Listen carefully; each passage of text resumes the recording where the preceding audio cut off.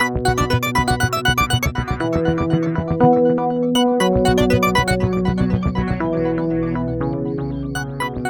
there. Thanks for joining me on Rethink Real Estate for Good. I'm Eve Picker, and I'm on a mission to make real estate work for everyone. I love real estate. Real estate makes places good or bad, rich or poor, beautiful or not. In this show, I'm interviewing the disruptors, those creative thinkers and doers that are shrugging off the status quo in order to build better for everyone. If you haven't already, check out all of my podcasts at our website, rethinkrealestateforgood.co, or you can find them at your favorite podcast station. You'll find lots worth listening to, I'm sure.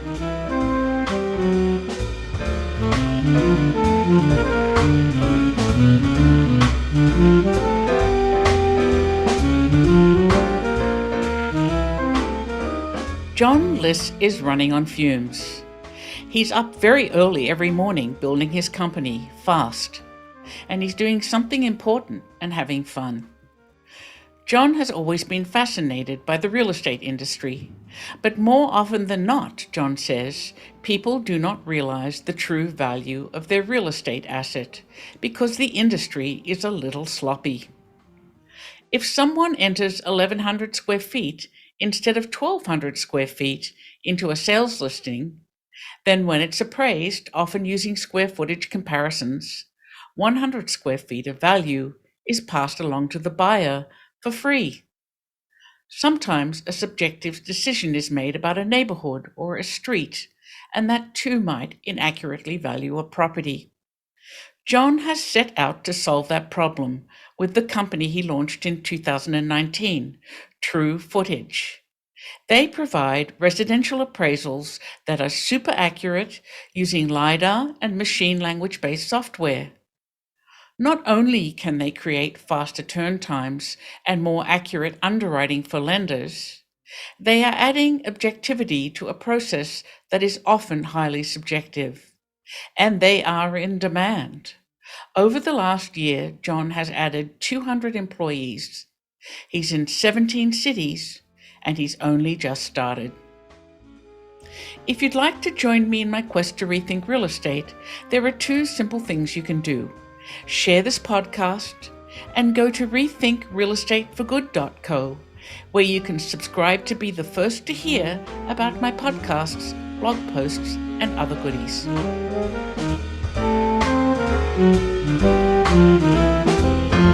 Hi, John. Thanks so much for joining me today. Thanks for having me. I'm pretty excited about what you're doing, but I wanted to start by going back to your thesis when you were at Harvard. You got a high honors for a thesis on steering practices, and I would like to know what steering practices are. Yeah, sure. So my background has always been in the real estate industry. I started getting interested in it when I was about 12 years old. I grew up right outside of New York, and it was always a running joke in my family that I was going to become a real estate agent. But I actually decided to do that between high school and college. So I took 15 months off and worked in a real estate office prior to going to undergrad. And so then when I got to school, I knew that I wanted to incorporate real estate into my studies somehow, and wrote my senior thesis on the residential brokerage industry, doing an ethnographic study of New York City real estate industry. And New York City is a particular real estate market. Obviously, you have the highest prices in the country, but also you have building types that almost operate like country clubs. And those country club-esque buildings are called cooperatives. Basically, in history, have been very kind of drivers of segregation, I would say, and not just racial segregation, but also religious segregation, to the point where people knew which buildings accepted what kinds of people, and then brokers, would perpetuate those stereotypes by saying, you can't go to that building because, they don't like Jews there, or you can't go to that building because, you don't belong to your kids don't go to the right schools.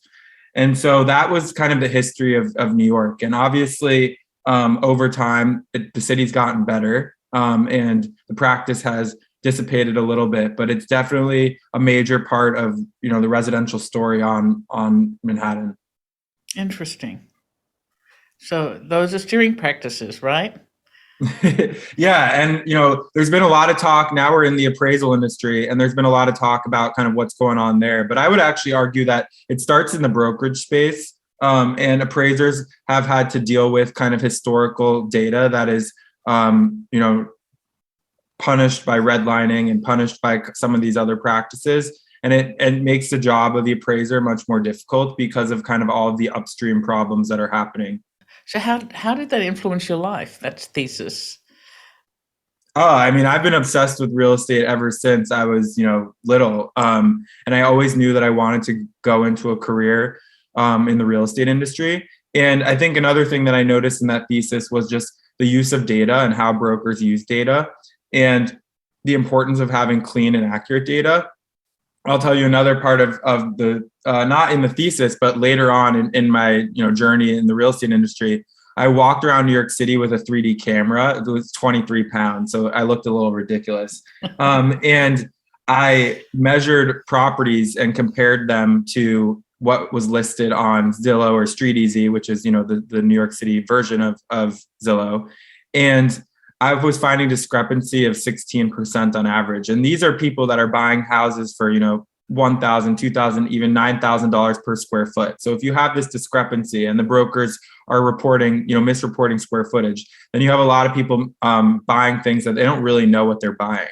And so that kind of experience also informed my decision to eventually, try to start a company that was all about objectivity and all about kind of getting to the right answers and making sure that the people who were determining those answers had all the tools they needed to deliver that service. So the name is extremely appropriate. True Footage is the name of your company, right? Yeah, so the name definitely is from the square footage, but we've evolved immensely into an entire platform for appraising and beyond. So I'm really excited about kind of where we've been, but very excited about where we're going. What are some examples of what goes wrong? Just, besides in New York, there was an article recently about in Northern California about a black couple suing for a really lowball appraisal. They got a better one when they sent a white friend. Mm-hmm. Is that a problem that you can solve with your platform? Look, I think it's important to note that 97% of appraisers are really, really good at their job. And so there are some people that are really bad at their job. That's true in every profession, right? Exactly. And I think there's people who, have subconscious bias that affects their decision making. And that, again, that's true in life. And we need to work hard to first of all, get those people out of the industry, but also provide tools to people to make sure that all of these instances are completely mitigated, because it's totally unacceptable, obviously. So, those cases exist. And I think the main problem around kind of why this happens is just a lack of objectivity. Yeah, you can use technology to create more objective reports. So one thing that we do is we have a LiDAR-based mapping solution that extracts square footage data using video.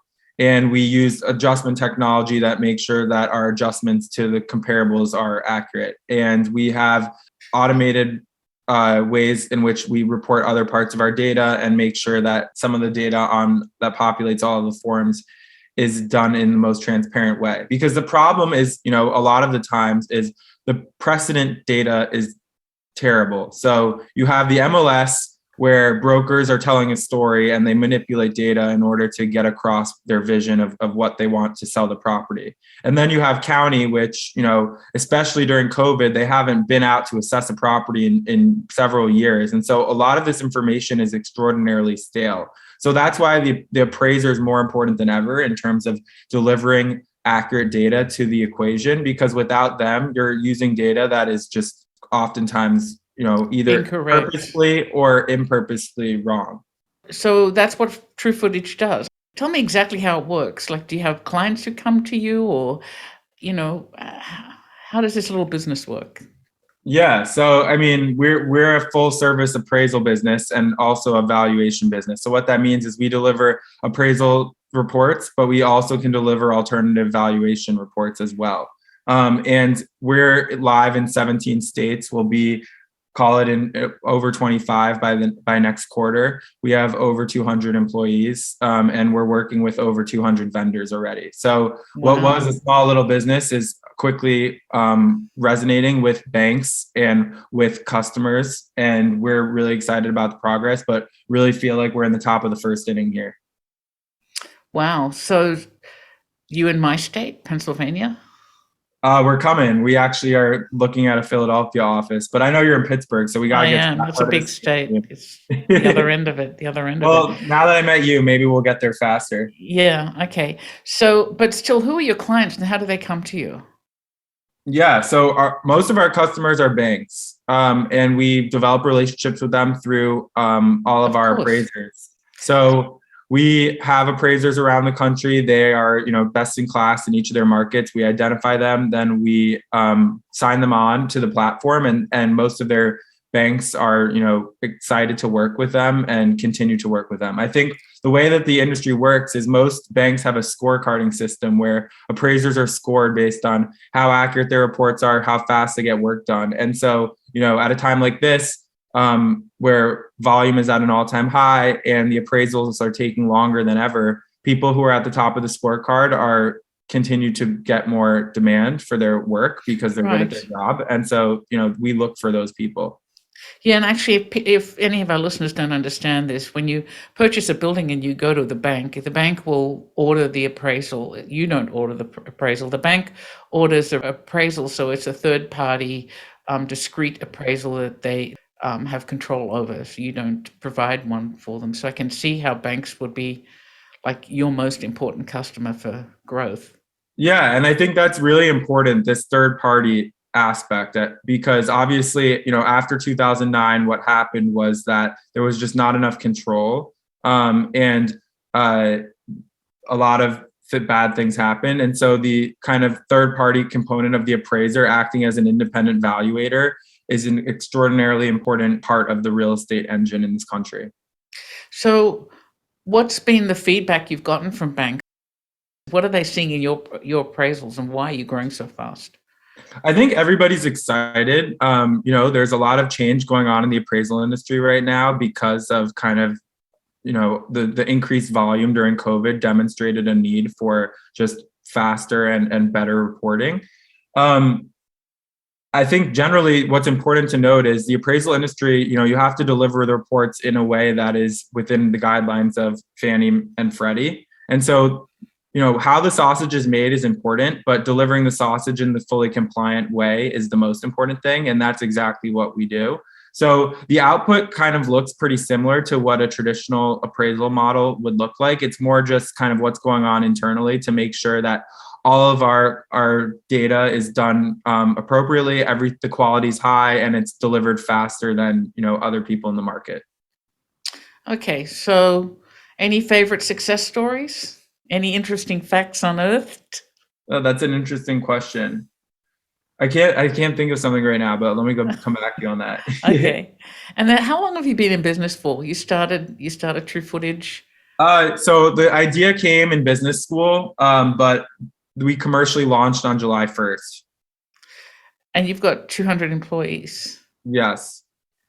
Wow, you must not be sleeping much. I'm so excited. I'm not kidding. I beat my alarm clock by 3 hours every day. I literally am having the time of my life. And more importantly, I think our appraising team is having a lot of fun. I mean, we have people that have been appraising for 30 plus years on the roster that said they've never had this much fun. So that's kind of the best part of this all is getting buy-in from people that have been doing it much longer than I have and making sure that they're super excited and pumped about kind of where this is going. Let me ask you, what did it take to launch? What happened before the launch? Oh God, a lot. I mean, That's really what it's all about, right?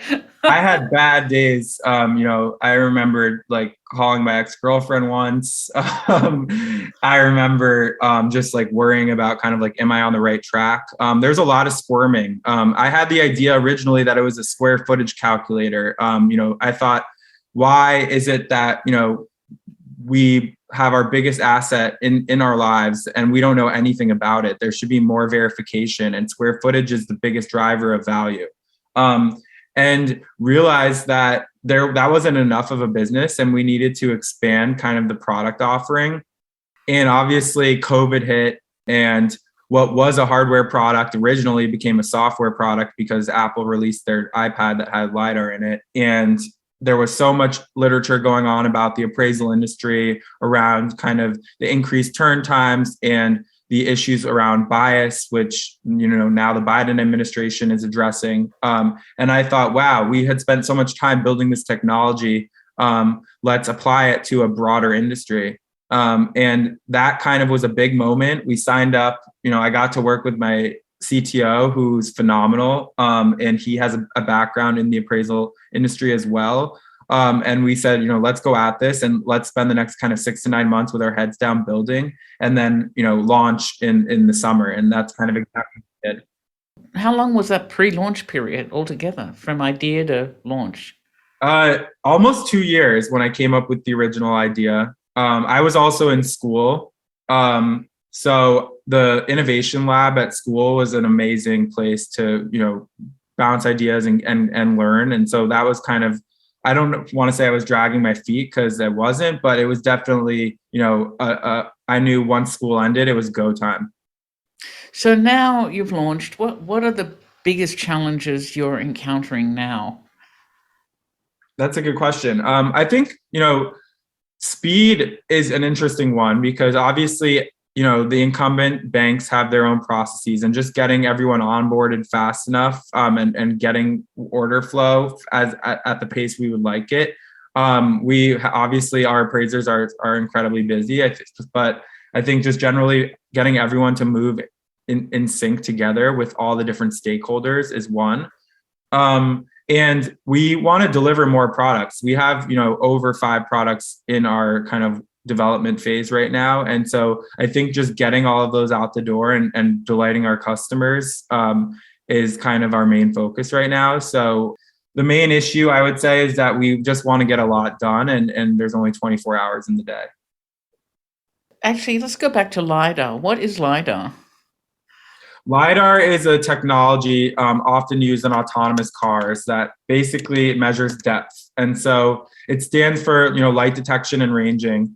And what it is when it's embedded in all of the new kind of Apple products for virtual reality. Obviously, we've been seeing a lot about, the metaverse, et cetera. And so what it allows for is for using video to measure depth. And so when you create a video measuring depth, you're able to extract measurements and get to, really accurate square footage data. I mean, you think about traditionally how floor plans are measured. And I had to, when I was an intern in my office, I would have to sit with the floor plan measurer and watch him for, 4 hours. And it was really with measuring tape or a single point laser if you were lucky. Right. Or a little tool that you roll along the ground, right? Exactly. You're an architect, so you must have seen it before, right? And so, I mean, it's crazy. So obviously with LiDAR, you're taking millions of points. It's not just one point. And we like to think that, all rooms are rectangles, but the truth is they're not.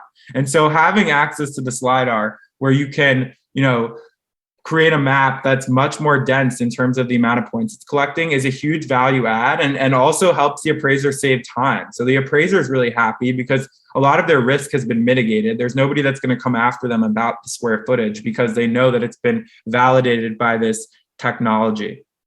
So tell me then, an appraiser's job. I know what an appraiser does, but maybe most people don't. It's pretty tedious. What's the job for you look like? Yeah. I think appraising is really cool. And it's something I wish, honestly, when I chose to be a broker, I might have chosen to kind of start as an appraiser, because you really learn how to value things in the market. I mean, we have people that have leveraged their appraising career and gone into other parts of the real estate ecosystem on the side. And I think that's really cool.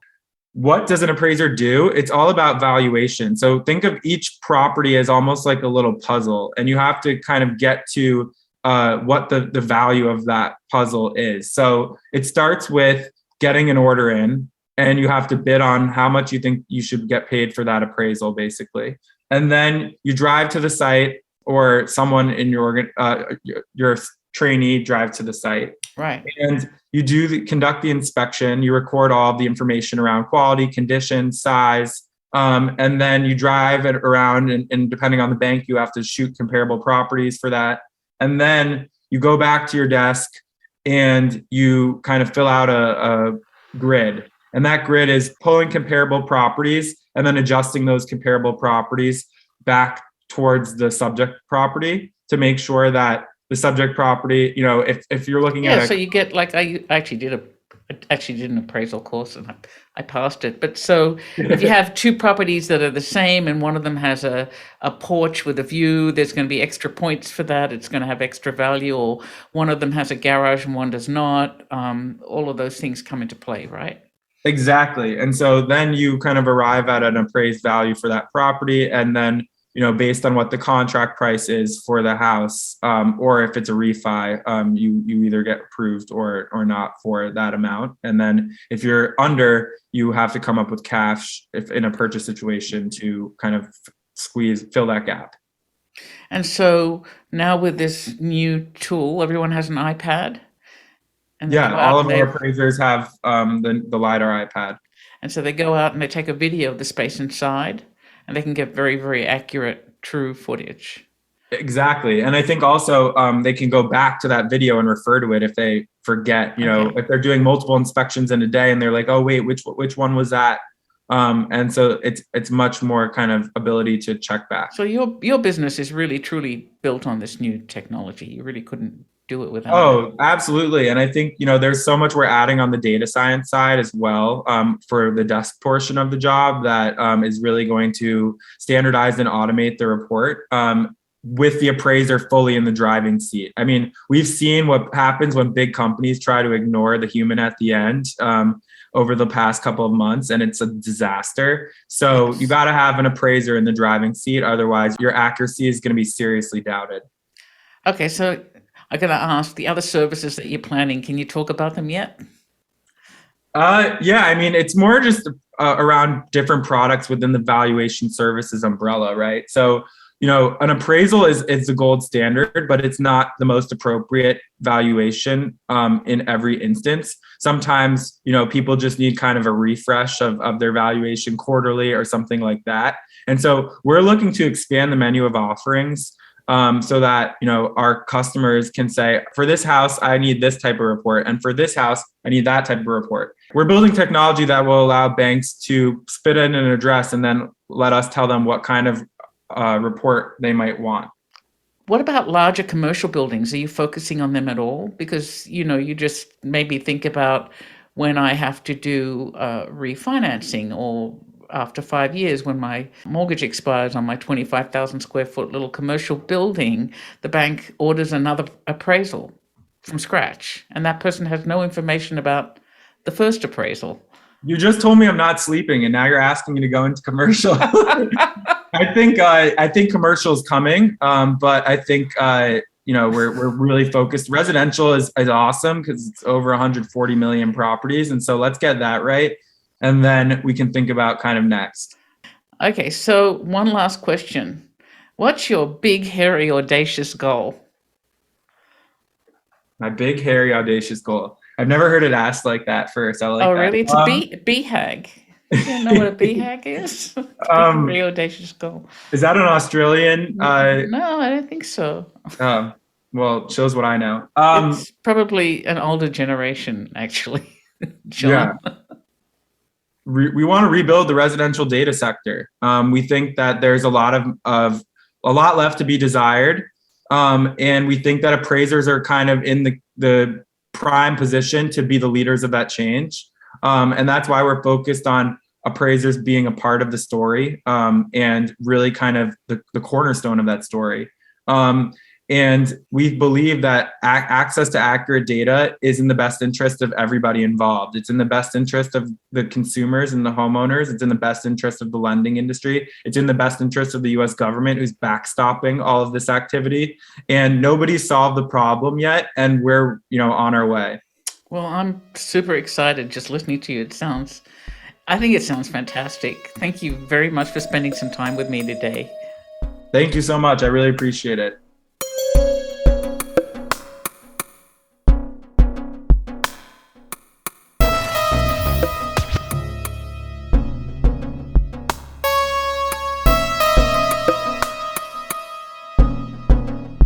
John is unpacking a tiny little piece of the real estate industry that could have a dramatic impact for everyday people. True footage promises equitable appraisals no matter what neighborhood your house is in.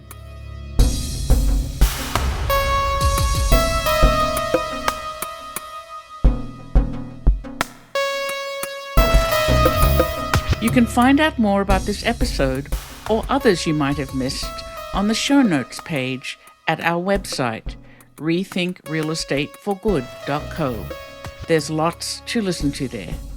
A special thanks to David Allardyce for his excellent editing of this podcast and original music. And thanks to you for spending your time with me today. We'll talk again soon, but for now, this is Eve Picker signing off to go make some change.